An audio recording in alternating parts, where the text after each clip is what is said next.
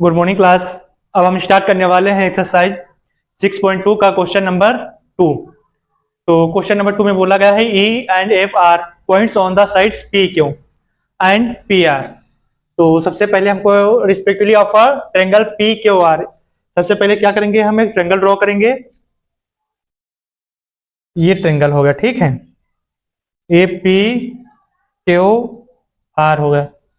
और ये कहता है जो E and F R points on the sides, एक जो पी क्यू है उसका है ई, ये एक दो पॉइंट है, ठीक है, ये है ई और ये है एफ, क्योंकि इसमें बोला गया है क्या, साइड्स पी क्यू, मतलब P Q and P R, मतलब P R respectively of a triangle P Q, मतलब पी क्यू एक आपके पास ट्रायंगल है जिसके पॉइंट्स क्या हैं, ई एंड एफ हैं, ठीक।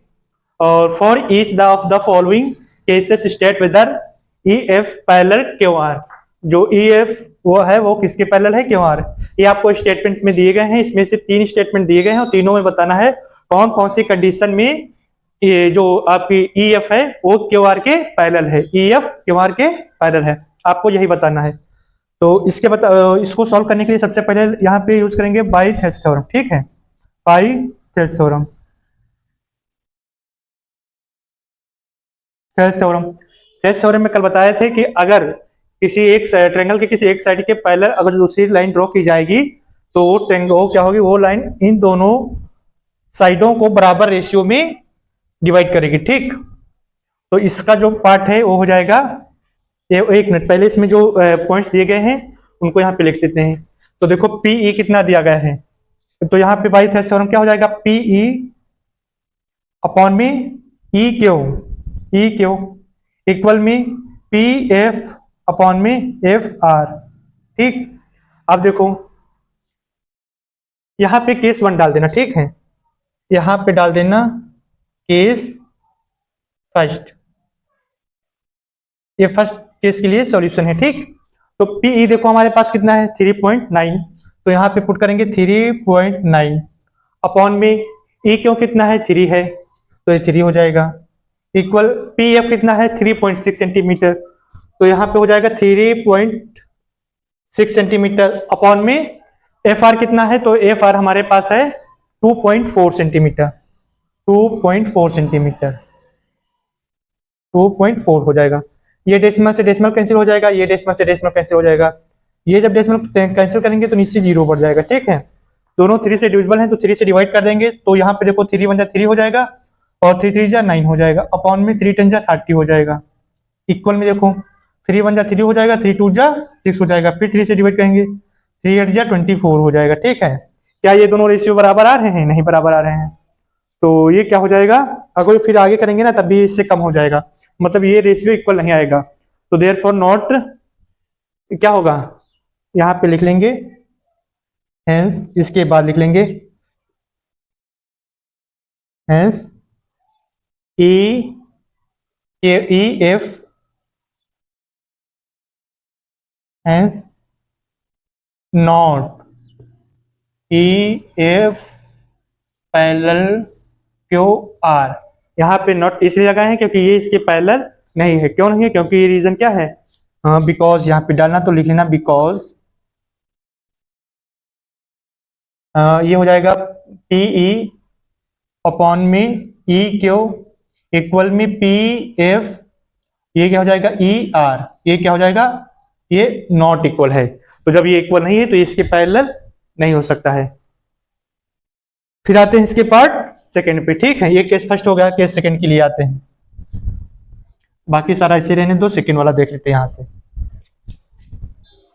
सेकंड वाली में देखो क्या बोला गया है, सेकंड वाली में सॉरी एक और लिखा रहने देते हैं, सही रहता, पी ई अपॉन में क्यू ई इक्वल में पी एफ अपॉन में एफ आर, ठीक है, ये हो गया।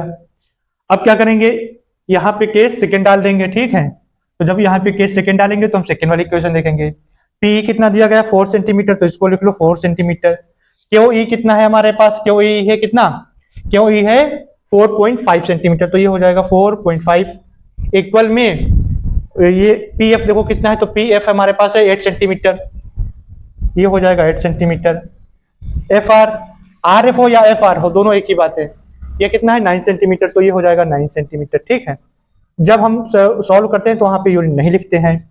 उसके बाद यहाँ पर क्या हो जाएगा, डेसिमल हटेगा, ऊपर जीरो बढ़ेगा, ये हो जाएगा 40/45 इक्वल में 8/9।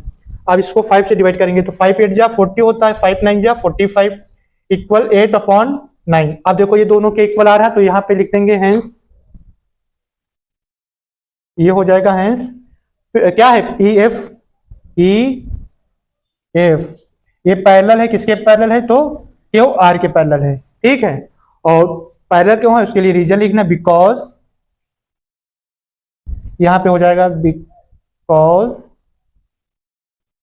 क्या है पीई अपॉन में क्यू ई क्या है, और ये है पैरेलल है, किसके पैरेलल है, तो ये ई और एफ आर के। ठीक है, देखो सेकेंड वाले क्वेश्चन में बोला गया है कि आपके पास 3 केसेस दिए गए हैं और उसमें तीनों केसेस से आपको फाइंड करना है कौन से केस में ई एफ और क्यू आर के पैरेलल है। तो ई एफ क्यू आर के पैरेलल इसलिए है क्योंकि इसमें बाई-थेल्स थ्योरम ये यूज किए हैं,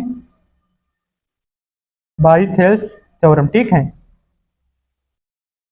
ये बाई-थेल्स थ्योरम से लिख लेना यहाँ पे, ये किससे हुआ है, तो बाई-थेल्स थ्योरम से हुआ है। तो बाई-थेल्स थ्योरम से हम ये क्वेश्चन लिख सकते हैं कि क्वेश्चन पे पुट के समान वैल्यू आ रही है, तो ये क्या हो गया, पैरेलल हो गया। ठीक, उसके बाद आते हैं इसके थर्ड केस पे।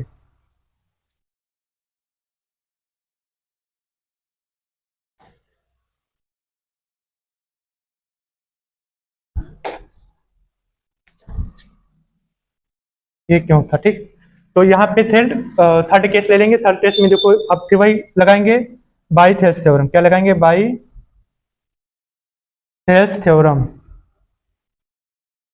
ठीक, अब थेल्स थ्योरम में क्या बोला गया है कि इन दोनों का जो रेशियो होता है पी ई अपॉन मी क्यू ई इक्वल का पी एफ अपॉन मी आर एफ, ये अगर जो इक्वल है तभी ई एफ पैरेलल हो जाएगी किसके, क्यू आर के। तो यहाँ से वैल्यू पुट करेंगे।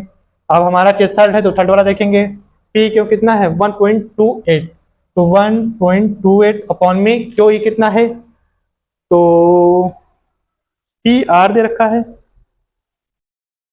पी ई, एक मिनट यहाँ पे हो जाएगा आपका, एक मिनट देखते हैं, क्यों ई तो दे नहीं रखा, हो सकता है पे गलती हो गई हो यहाँ पर। ठीक है, इसको अभी चेक करते हैं,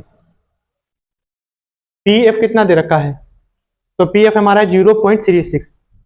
0.36 और आर एफ कितना है, तो आर और एफ, आर एफ नहीं दिया गया है, आर पी दे रखा है, और फिर इधर पी ई दे रखा है, पी ई दे रखा है, पी एफ, ये क्या है पी ई, 1 2 3 4, पी क्यों तो दे रखा है,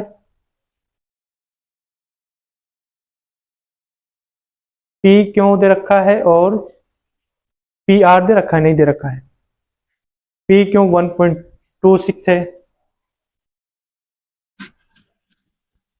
पी क्यों ये पूरी लाइन दे रखी है, तो इधर की पूरी पी आर देनी चाहिए थी, तो पी आर है तो हमारे पास। एक मिनट देखो, थ्योरम दो चीजें कहती है, या तो इनका आधे आधे का रेशियो इक्वल हो या फिर पूरे का रेशियो इक्वल है, तो इस इक्वेशन में पूरे का बताया गया। ठीक है, तो एक बार पूरा लिख के देखते हैं, पी क्यों मतलब पी क्यों अपॉन में क्या हो जाएगा, पी आर, पी आर दे रखा, पी इधर का पी ई दे रखा है, पी ई। ठीक है, तो अपन में लिख लो पी ई, देखो ये पूरी सेट हो जाएगी, पी क्यू ये हो गई अपॉन में पी आर, ऐसे ही इधर हो जाएगी पी आर अपॉन में पी एफ।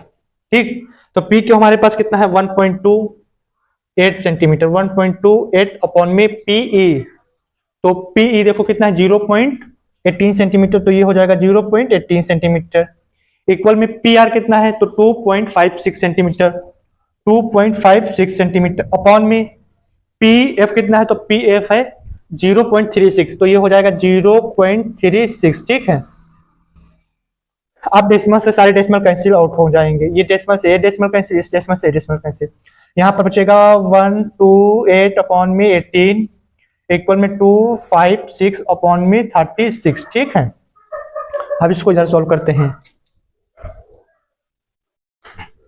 तो यहाँ पर है 128 अपॉन में 18 इक्वल में 256 अपॉन में 36, ठीक है। तो देखो क्या होता है, जब भी नीचे दोनों तरफ इक्वल के इस तरफ अपॉन वाला नंबर और इस तरफ अपॉन वाला नंबर अगर जो एक दूसरे से कट रहे हैं तो उसको भी काट सकते हैं। तो 18 1 जा 18, 18 2 जा 36, ठीक। और ये इधर डिवाइड में है तो इधर आ जाएगा, मल्टीप्लाई में हो जाएगा। तो 128 मल्टीप्लाई में 2 इक्वल में 256, मल्टीप्लाई करेंगे तो कितना हो जाएगा, 2 8 जा 16 का 6 और कैरी 1, 2 2 जा 4 और ये हो जाएगा 5, 2 1 जा 2 इक्वल में 256 हो जाएगा, ठीक। अब देखो ये भी हमारे इक्वल है, हेंस ये क्या हो जाएगी, तो आप देख सकते हो ये हो जाएगा, हेंस ये किसके पैरेलल है, ई एफ पैरेलल है, किसके पैरेलल है, क्यू आर के।